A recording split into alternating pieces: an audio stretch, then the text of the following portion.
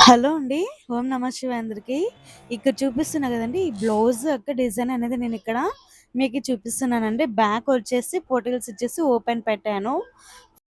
Front వచ్చేసి princess cut model అండి. అసలుకి ఎలాంటి కటింగ్ అవసరం లేకోకుండా ప్రిన్సెస్ కట్ మోడల్‌ని ఏ విధంగా స్టిచ్చింగ్ చేయాలి అనేదైతే మీకిక్కడ నీట్‌గా అయితే ఎక్స్‌ప్లెయిన్ చేస్తానండి. ఈ వీడియోనైతే అస్సలకే స్కిప్ చేయకుండా చూడండి. అంతకంటే ముందు ఈ వీడియోని లైక్ చేసి మన ఛానల్‌ని అయితే సబ్స్క్రైబ్ చేసుకొని ఉంచుకోండి. నేను చేసే ప్రతి వీడియో మీకైతే వస్తూ ఉంటుంది.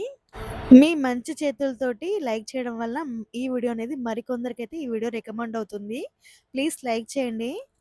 బ్యాక్ సైడ్‌లో వచ్చేసి ఇలాగా పొటిల్స్ అన్నీ కూడా మనం రెడీగా అయితే చేసి పెట్టుకున్నాం కదా! వీటన్నిటిని కూడా ఒకటే విధంగా గ్యాప్ ఇచ్చుకుంటూ అన్నీ కూడా ఒకదానికొకటి పక్కన పెట్టేసుకుంటూ ఇలాగైతే స్టిచ్చింగ్ చేయాలండి. మనం ఇక్కడ బ్యాక్ అయితే ఓపెన్ పెడుతున్నాము. సో, ఇవన్నీ కూడా ఇలాగ పెట్టేసేసిన తర్వాత ఇలాగ కొంచెం సాగదీయాలి క్లాత్‌ని. తర్వాత మెయిన్ క్లాత్ ఉంటుంది గదండీ!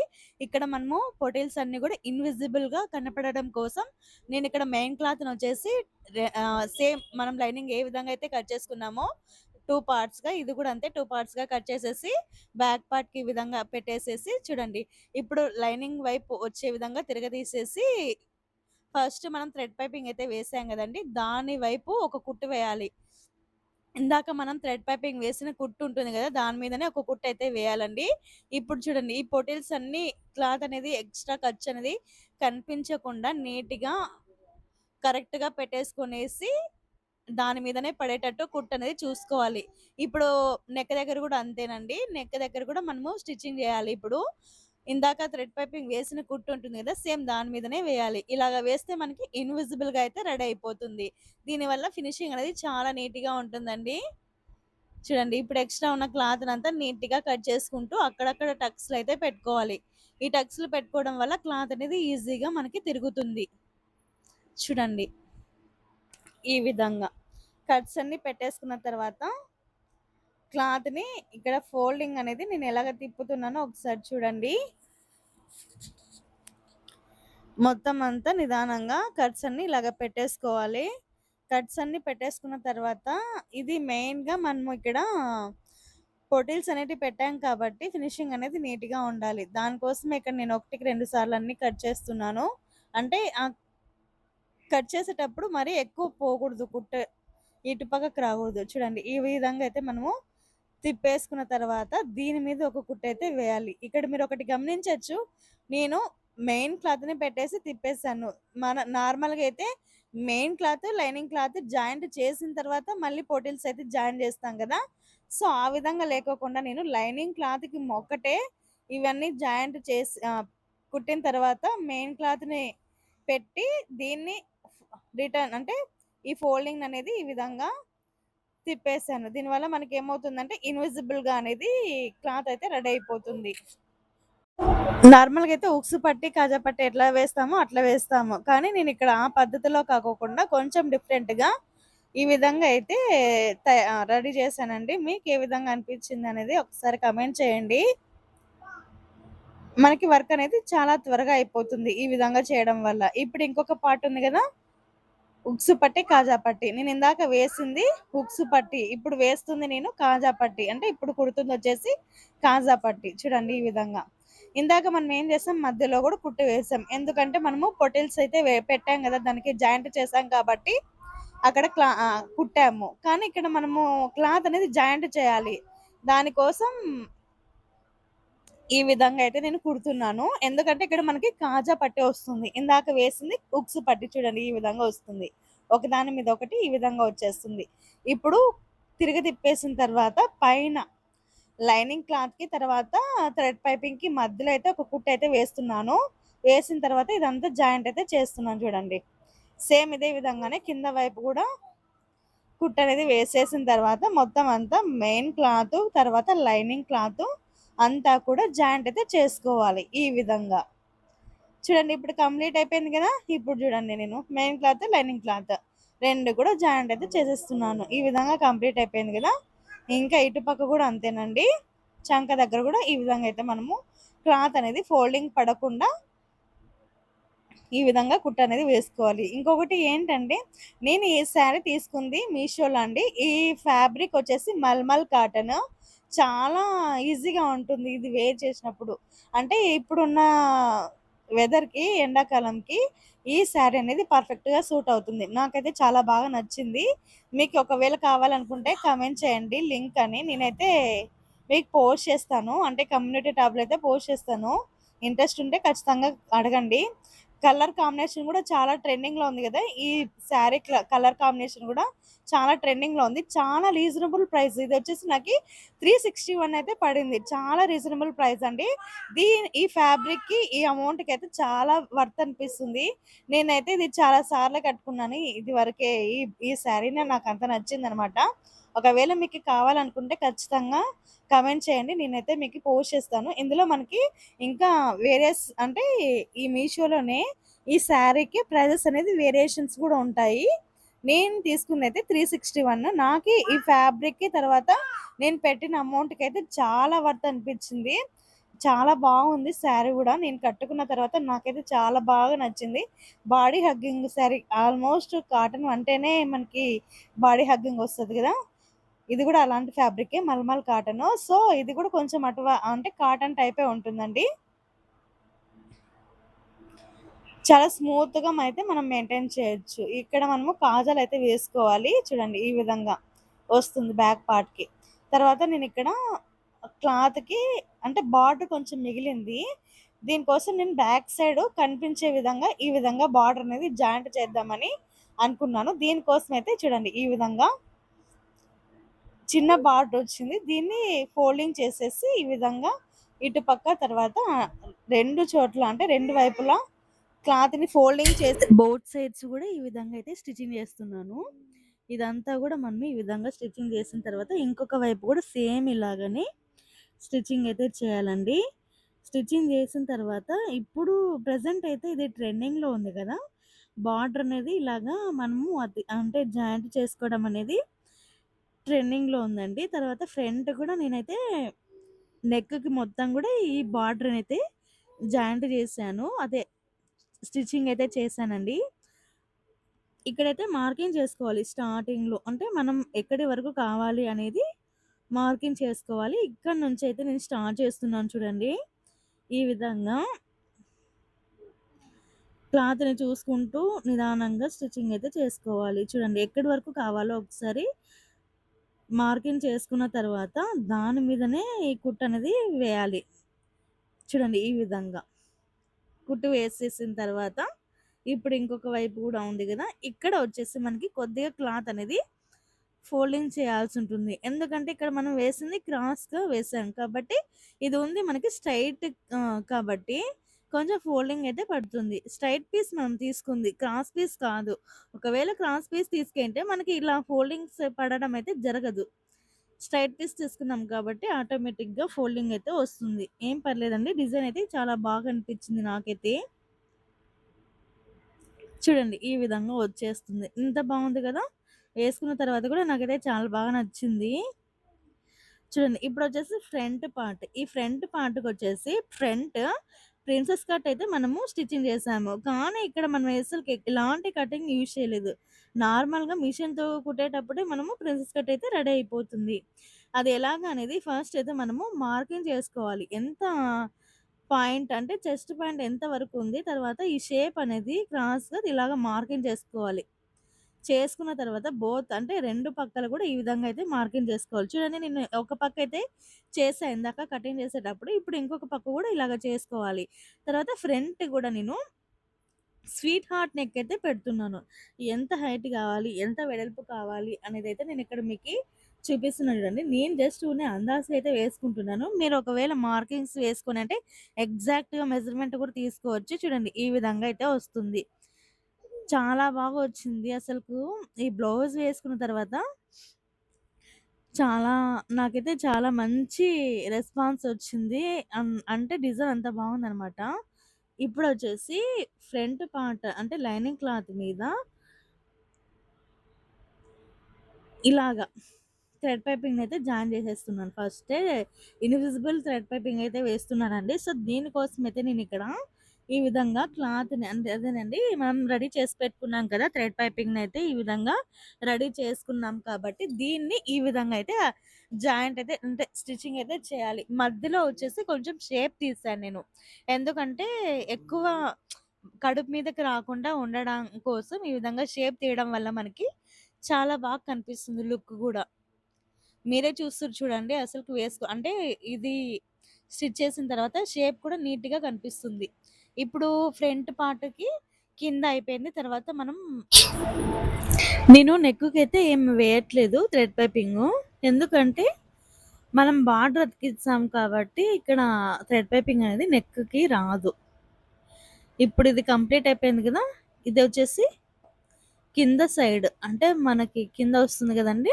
అక్కడ. చెస్ట్ కిందొస్తుంది ఇది. దీనికి ఇక్కడ కచ్చకాలు పెట్టేసేసి తిప్పేసుకోవాలి ఈ క్లాత్‌ని. ఇక్కడ మొత్తం అంతా గూడా కొంచెం క్లాత్ ఎక్కువున్నా గూడా ఈ విధంగా కట్ చేసేసి నీట్‌గా ఖర్చులనేది పెట్టుకోవాలి. పెట్టుకున్న తర్వాత చూడండి ఇక్కడ మనం స్వీట్ హార్ట్ నెక్ గదా! ఇక్కడ గూడా మనమైతే జాయింట్ అదే స్టిచ్చింగ్ అయితే చేసాం గదా! ఎక్స్‌ట్రా ఉన్న ఫ్యాబ్రిక్‌ని మిడిల్‌లో అంతా గూడా నీట్‌గా ఈ విధంగా కట్ చేసేసేయాలి. చూడండి ఈ విధంగా. నెక్ అయితే కొంచెం బ్రాడ్‌గానే ఉంటుంది. అంటే బోట్ నెక్ కాబట్టి కొంచెం బ్రాడ్‌గా ఉంటే బాగా కనిపిస్తుందండి. ఇప్పుడు మూలలో చూడండి ఇక్కడ ఈ విధంగా కచ్చకాలైతే పెట్టుకోవాలి. ఇప్పుడు చూడండి క్లాత్‌ని నా హ్యాండ్ ఉంది గదా! నా హ్యాండ్‌ని ఈ విధంగా లోపల నుంచి క్లాత్‌నైతే తిప్పేసుకున్న తర్వాత మధ్యలో నేనిందాక చెప్పా గదండీ! మధ్యలో కడుపు మీదకి రాకుండా ఉండడం కోసం కొంచెం షేప్ తీశాను అనేసి, ఇక్కడ కొంచెం బాగా నీట్‌గా రావడం కోసం థ్రెడ్ పైపింగ్ ఉంది గదా! ఆ మూలనేది పర్ఫెక్ట్‌గా కనిపించడం కోసం థ్రెడ్ పైపింగ్ మీదనే ఒక కుట్టయితే వేశాను. ఓన్లీ థ్రెడ్ పైపింగ్ మీద మాత్రమే. క్లాత్ మీద అస్సలకే వేయలేదు. జస్ట్ ఒక పాయింట్ మాత్రమే ఈ విధంగా వేయడం వల్ల సూపర్ ఫినిషింగ్ ఒస్తుంది. ఇప్పుడు మెయిన్ క్లాత్, తర్వాత లైనింగ్ క్లాత్ అంతా గూడా నీట్‌గా అయితే జాయింట్ అయితే చేసేసుకుంటున్నాను. చూడండి ఇప్పుడు కంప్లీట్ అయిపోయింది గదా! ఎక్స్‌ట్రా ఉన్న ఫ్యాబ్రిక్‌నంతా గూడా నీట్‌గా కట్ చేసేసేయాలి. ఇప్పుడు ఇది ఫ్రంట్ నెక్ దగ్గర. ఇక్కడే మనము బార్డర్‌నయితే జాయింట్ చేయాలి. స్టిచ్చింగ్ జేయాలి. చూడండి ఎక్స్‌ట్రా ఉన్న ఫ్యాబ్రిక్‌నంతా కూడా నీట్‌గా కట్ చేస్తున్నాను. ఈ విధంగా. చూడండి ఇది గూడా అంతా నీట్‌గా కట్ చేసేసిన తర్వాత, మనం ఇప్పుడు మెయిన్ పాయింట్ డాట్స్ వేయాలి గదా! అంటే ఫ్రంట్ పార్ట్‌కి ప్రిన్సెస్ కట్ వేయాలి గాబట్టి, అంతకంటే ముందు ఇక్కడ నెక్ అయితే రెడీ జేస్తున్నాను జూడండి.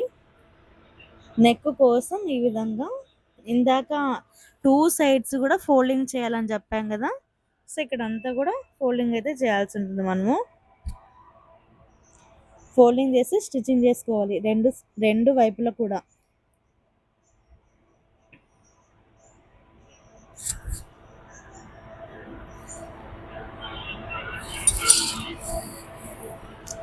చూడండి. ఇక్కడ నీట్‌గా అంటే పోగులొస్తున్నాయనని నేను నీట్‌గా అయితే చేసుకుంటున్నాను. ఇంకో కుట్టయితే వేస్తున్నాను. ఎందుకంటే ఇందులో పోగులైతే ఎక్కువొస్తున్నాయి. మరి స్టిచ్ చేసిన తర్వాత పోగులొస్తే ఏం బాగా కనిపించదు గదా! దీనికోసమైతే నేను ఇక్కడే కుట్టనేది ఇంకో కుట్టు వేసేసుకుంటున్నాను. ఇప్పుడు నెక్‌కైతే ఇది వేస్తున్నాను. నేను కట్ చేసింది స్వీట్ హార్ట్ నెక్ అండి. కొంచెం నెక్ అయితే రౌండొచ్చింది. చూడండి ఇక్కడ 3 అంటే 3 మూలలుంటాయి గదా! స్వీట్ హార్ట్ నెక్‌కి. స్టార్ నెక్‌కి 3 మూలలుంటాయి కాబట్టి అక్కడ మనం మార్కింగ్ జేసుకోవాలి. ప్రతి కార్నర్‌కి ఒక్కొక్క ఈ విధంగా స్ట్రెయిట్‌గా మార్కింగ్ జేయాలి. ఈ మార్కింగ్ అనేది చాలా ఇంపార్టెంట్. ఈ మార్కింగ్ మీదనే మనకి డిజైన్ అంతా బేస్ అయి ఉంటుంది. ఇప్పుడు చూడండి స్ట్రెయిట్‌గా క్లాత్‌ని ఈ విధంగా పెట్టుకున్న తర్వాత ఒక స్టిచ్ అయితే వేసాను. ఇప్పుడు వేసిన తర్వాత చూడండి మనం ఇందాక మార్కింగ్ చేసాం గదా! ఇక్కడ. ఈ మార్కింగ్ మీదనే అంటే ఈ క్లాత్‌ని ఫోల్డింగ్ అనేది మనం చేయాలి ఈ విధంగా. నేను చూపిస్తున్నా చూడండి. నీడిల్‌ని కిందికి దింపేసి ఈ పైన లేస్‌ని పైకి బార్డర్‌ని ఇలాగ పైకైతే తీసుకోవాలండి. తీసుకున్న తర్వాత మనం ఇందాక మార్కింగ్ చేసాం గదా! దీని మీదనే కుట్టయితే పడాలి. చూడండి ఈ విధంగా. కుట్టనేది వచ్చేసిన తర్వాత చూడండి. కుట్టనేది కంపల్సరీగా ఆ లైన్ మీదనే రావాలండి. వచ్చిన తర్వాత మరి నీడిల్‌ని కిందకి దింపి, పాదంని పైకెత్తి క్లాత్‌ని ఇలాగ టర్న్ చేసిన తర్వాత ఇంకొక కుట్టనేది దీని మీద వేసిన తర్వాత చూడండి. ఇప్పుడు పాదంని పైకెత్తేసి దీన్ని మనము ఈ విధంగా తీసేసుకోవాలి. ఎంత నీట్‌గా వచ్చిందో కదా! ఫినిషింగ్ అయితే ఇలాగా. మొత్తం 3 కార్నర్స్ కూడా ఈ విధంగా రెడీ చేసుకోవాలి. ఇప్పుడు ఒక కార్నర్ కంప్లీట్ అయిపోయింది. ఇప్పుడు ఇంకొక కార్నర్ అయితే సేమ్ మనం ఇదే విధంగానే రెడీ చేసుకోవాలి. చూడండి ఈ క్లిప్ అయితే మిస్ అయింది. సెకండ్ కార్నర్‌ది. ఇప్పుడైతే మూడో కార్నర్‌కి కుట్టు అనేది వేసుకున్న తర్వాత ఈ విధంగా క్లాత్‌ని తీసేసుకొనేసి ఇక్కడ కూడా మనం కుట్టు అయితే వేసుకోవాలి. స్ట్రెయిట్‌గా కుట్టు వేసుకుంటే సరిపోతుందండి. ఈ విధంగా కుట్టు వేసుకున్న తర్వాత సేమ్ మనం ఇంకొక వైపు కూడా కుట్టయితే వేయాలి కదా!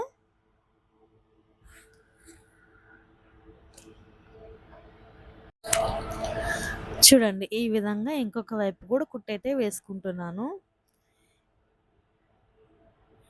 ఇవి 2 కూడా కంప్లీట్ అంటే మొత్తం అంతా కంప్లీట్ అయిపోయింది. ఫ్రంట్ నెక్ అయితే ఈ విధంగా అయితే వచ్చిందండి. చాలా బాగా వచ్చింది కదా! మంచి నీట్‌గా ఫినిషింగ్ కూడా బాగుంది. చూడండి దీనికి ఐరన్ చేస్తే గనుక చాలా బాగుంటుంది. కానీ మన బట్టలకి మనం అసలుకి ఐరన్ చేసుకోము. ఎందుకంటే అదొక బద్ధకం అన్నట్టు. అదే పక్కనోళ్ళవైతే ఖచ్చితంగా మనమైతే ఐరన్ చేసి నీట్‌గా ఫినిషింగ్ వచ్చేటట్టు అంటే ఫినిషింగ్ అయితే మనం ఎక్కడైనా కూడా ఒకటే ఇస్తాము. కానీ ఐరన్ చేసుకోవడం అయితే నేనైతే అంత ప్రిఫర్ చేయను. కానీ పక్కనోళ్ళకైతే ఖచ్చితంగా చేయిస్తాను. ఎందుకంటే ఫినిషింగ్ నీట్‌గా ఉంటుంది కాబట్టి. సో, ఇక్కడ చూడండి. ఇక్కడే చాలా మెయిన్ ఇంపార్టెంట్ పాయింట్స్ ఉన్నాయి. ఇదొచ్చేసి ప్రిన్సెస్ కట్ మోడల్ కదా! మనం స్టిచ్ చేస్తుంది. ఫ్రంట్ ఇది స్టిచ్ చేయాలంటే కంపల్సరీగా మనము మార్కింగ్స్ అయితే వేసుకొని ఉంచుకోవాలండి ఆల్రెడీ. మార్కింగ్ వేసుకున్న దాని మీదనే ఇలాగ స్టిచ్చింగ్ అయితే చేయాలి. అంటే షేప్ ఏ విధంగా అయితే వస్తుందో మనకొక ఐడియా ఉంటుంది కాబట్టి ఈ విధంగా మార్కింగ్స్ వేసుకున్న తర్వాత స్టిచ్చింగ్ చేసాం కాబట్టి ఇప్పుడు క్లాత్‌ని కూడా మనం అదే విధంగానే ఫోల్డింగ్ అయితే చేసి ఉంచుకొని పెట్టుకోవాలి. ఇప్పుడు స్టిచ్చింగ్ చేసేటప్పుడు మనం ఎంతైతే వదులుకుంటామో అంత కూడా కవర్ అయ్యే విధంగా కుట్టయితే పడాలి. ఫోల్డింగ్‌కి ఎక్కువ ఇడిచిపెట్టి తర్వాత ఇప్పుడు కుట్టేటప్పుడు తక్కువ తీసుకుంటే అప్పుడు అంత ఫినిషింగ్ అయితే ఉండదు. అంటే లూజ్‌గా ఉండడం జరుగుతుంది. అలాగా లేకోకుండా మనం ఎంతైతే కటింగ్‌లో వదిలేసుకొని ఉండింటామో అంతా కూడా కవర్ అయ్యే విధంగా ఇక్కడ మనం తీసుకోవాలండి. తీసుకునేటప్పుడు గూడా చూడండి. ఇదొచ్చేసి మనకి కరెక్ట్‌గా చెస్ట్ పాయింట్ అండి. ఇది ఇక్కడే కొంచెం నీట్‌గా రావాలి. అంటే క్లాత్ అనేది ఒక లేయర్ మీదొచ్చేస్తుంది. ఇక్కడ. అంటే మొత్తం అంతా గూడా ఒక లేయర్‌లో ఎళ్ళిపోతుంది కాబట్టి, ఇప్పుడు కొంచెం కొంచెం చూసుకుంటూ 2 బ్యాక్ పార్ట్, ఫ్రంట్ పార్ట్ 2 గూడా అంటే ముందుది, వెనకది 2 గూడా ఇట్లా చూడండి. కుట్టు వేసేటప్పుడు 2 లేయర్స్ గూడా పడేటట్టు చూసుకోవాలి. సింగిల్ లేయర్ మీద పడేటట్టు కాకోకుండా 2 కూడా కవర్ అయ్యే విధంగా మనం చూసుకోవాలి. మిడిల్ పాయింట్‌కొచ్చేసరికి మనకు ఒక లేయర్ మాత్రమే ఉంటుంది మిషన్ కింద. పాదం కింద. ఇప్పుడు చూడండి ఎంత నీట్‌గా వచ్చింది గదా! ఫినిషింగ్ అయితే. నేను నార్మల్‌గా కుట్టే అంటే కటింగ్ జేసి కుట్టేదానికంటే నాకైతే ఇదే నచ్చింది. ఫినిషింగు. మనకి ఎందుకంటే నాకు నచ్చినది ఎందుకంటే పోగులు కనిపించవు. అంటే బయటికి ఖర్చు కనిపించదు. ఇంకొకటి పోగులుగా రాకుండా నీట్‌గా ఫినిషింగ్ అయితే ఉంటుంది గదా! దానికైతే నాకు నచ్చింది. ఇంకొకటి నేను వేసుకున్న తర్వాత నాకు పర్ఫెక్ట్‌గా సెట్ అయింది. అందుకోసం నేను చెప్తున్నాను నాకిదే నచ్చిందనేది. నేనైతే ఫస్ట్ టైమ్ అంటే ఆల్రెడీ కుట్టాను గానీ, ప్రిన్సెస్ కట్ అయితే కుట్టాను గానీ, ఇలాగా ఖర్చు కటింగ్ చేయకోకుండా అయితే కుట్టలేదు. నార్మల్‌గా కటింగ్ చేసి కుట్టాను. కానీ ఇలాగ ట్రై చేయడం మాత్రం ఫస్ట్ టైము. నాకైతే బాగా నచ్చింది ఇది స్టిచ్ చేసిన తర్వాత. చూడండి ఇక్కడ మనం ఎంతైతే వదులుకున్నామో అంతా కవర్ అయ్యే విధంగా స్టిచ్చింగ్ చేసుకుంటే సరిపోతుంది. ఫ్రంట్ పార్ట్, బ్యాక్ పార్ట్ 2 కూడా నేను ఇక్కడ చూపించాను. స్టిచ్చింగ్ అనేది మనకి బోట్ నెక్‌లో మెయిన్ స్టిచ్చింగ్ చాలా ఇంపార్టెంటు. కటింగ్ కూడా ఇంపార్టెంటే. కానీ కటింగ్ నేను వీడియో అనేది తీయలేదు. కొత్తగా టైలరింగ్ నేర్చుకునే వారికి దీన్ని నేను మెయిన్‌గా ఎందుకు తీసానంటే ఇక్కడ ప్రిన్సెస్ కట్ మోడల్‌కి కటింగ్ ఏం అవసరం ఉండదనేసి నేను ఇక్కడ మీకు చూపించడం కోసం ఈ వీడియో అనేది తీశాను. చాలా యూజ్‌ఫుల్ అవుతుందండి ఈ వీడియో అనేది. అంటే ఇలాగ మనకి మొత్తం అంతా నీట్‌గా అర్థమయ్యేటట్టు చెప్పాలంటే అన్నీ చూపించాలి గదా! చూడండి ఈ విధంగా. మొత్తం అంతా చూపించుకుంటూ తీయాలి, మీకు చూపించాలి అనే ఉద్దేశంతోటి ఇక్కడ నేను ఈ వీడియో తీయడం అయితే జరిగింది. తర్వాత బ్యాక్ పార్ట్‌లో గూడా మనకి పొటిల్స్ ఏ విధంగా పెట్టుకొని సింగిల్ లేయర్ తోటే అంటే ఇన్విజిబుల్‌గా ఏ విధంగా స్టిచ్చింగ్ చేయాలి అనేదైతే నేను ఈ వీడియోలో మీకు క్లారిటీగా అర్థమయ్యేటట్టు చెప్పినాను అని అనుకుంటున్నాను. మీకు అర్థమయిందా లేదా అనేది ఒకసారి కమెంట్ చేయండి. ఇప్పుడైతే మొత్తం బ్యాక్ పార్ట్, ఫ్రంట్ పార్ట్ అన్ని షోల్డర్స్ అయితే జాయింట్ అయితే చేసుకుంటున్నాను. హ్యాండ్స్ అయితే ఇక్కడ చూపియట్లేదు. ఎందుకంటే లాంగ్ వీడియో అయిపోతుందనేసి నేనిక్కడ జస్ట్ బ్యాక్ పార్ట్, తర్వాత ఫ్రంట్ పార్టు ఎక్స్‌ప్లెయిన్ చేశాను. ఒకవేళ మీకు హ్యాండ్స్ కావాలనుకుంటే చెప్పండి. నేను నెక్స్ట్ వీడియోలో అయితే మీకు పోస్ట్ చేస్తాను. హ్యాండ్స్ కూడా చాలా డిఫరెంట్‌గా అయితే ట్రై చేశానండి. అవి కూడా బాగొచ్చాయి. హాఫ్ హ్యాండ్సే. యాక్చువల్లీ నేను 3/4 హ్యాండ్స్‌నే ప్రిఫర్ చేస్తాను. హాఫ్ హ్యాండ్స్‌నయితే అస్సలు లైక్ చేయను. కానీ హాఫ్ హ్యాండ్స్‌లో కూడా కొంచెం డిఫరెంట్‌గా ట్రై చేద్దామనేసి ఈ విధంగా నేను చేశాను. క్లాత్ తక్కువున్నప్పుడు మనం ఇలాగా ట్రై చేస్తే చాలా డిఫరెంట్‌గా ఉంటుంది. తర్వాత హ్యాండ్స్ కూడా బాగా లుక్ ఉంటది. ఈ వీడియో నచ్చినట్లయితే లైక్ చేసి మన ఛానెల్